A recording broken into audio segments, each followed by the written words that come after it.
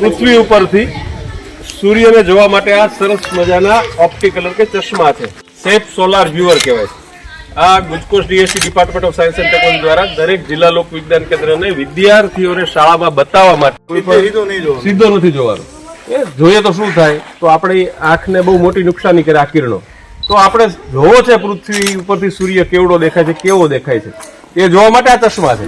આ ખાતો તમારે નાક અહીંયા સેટ કરવાનો છે, અહીંયા જો હું કરું છું પેલા જોવો, અને પછી આ રીતે તમારે સૂર્યને જોવાનો છે. જોયા પછી મને કહેવાનું છે કેવો દેખાય છે સૂર્ય.